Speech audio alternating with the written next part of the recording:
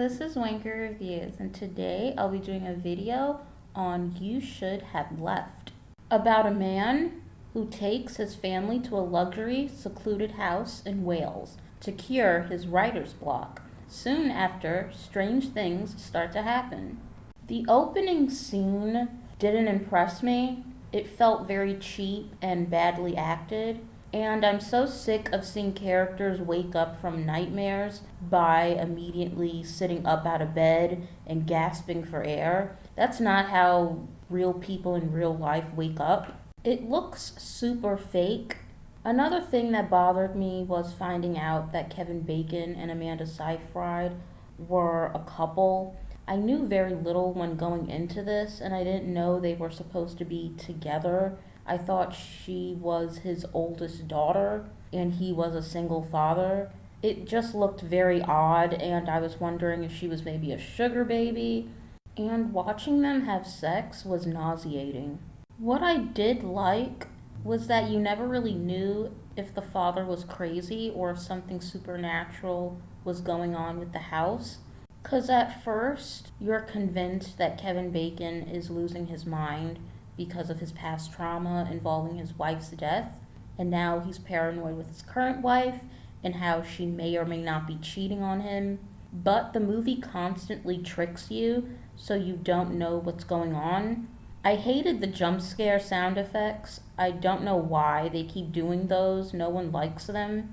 But like I said before, I thought the best part of the movie was that you really didn't know what was going on. You really couldn't see too much of what was going to happen next. I kept going back and forth in my head saying, this is definitely real. This is really happening. And then I would go to think that, no, he's actually really freaking crazy. And then I'd be like, no, this is real. This is definitely real. Nope, he's crazy. So I was having that little battle in my head throughout watching this. And by the time the ending came, all I could think was, why was Kevin Bacon doing this? Why did he sign on to this? Is he desperate for money?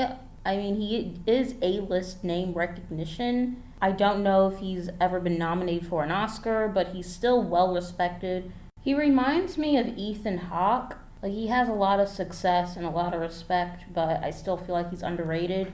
But like Ethan Hawke has actually made some really weird movie choices, like the Purge movie.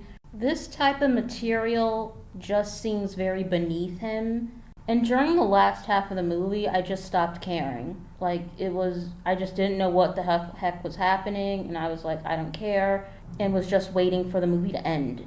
And this movie isn't boring, and it does keep your attention 80% of the time. But I still felt very restless after a while. But I did like the ending. I'll say that. The very last 3 minutes of the movie are actually pretty good. Just when I was about to give up on this movie entirely, it does end up pulling me back. I did like the ending. I loved the reveal because everything now makes so much more sense. But that doesn't make it an amazing movie. It definitely wasn't a waste of time. I didn't like that they kept ripping off other elements of other movies, like a scene where a creature jumps on a character and starts vomiting on them all over their face and mouth. You can see the exact same type of scene in Evil Dead. They also pull a quote-unquote Blair Witch Project, which is, just a rehashed rip-off from Blair Witch and other movies that ripped off Blair Witch. But again, this is not a bad movie. It's just a little bit, a fraction above mediocre. So I give it a 5 out of 10.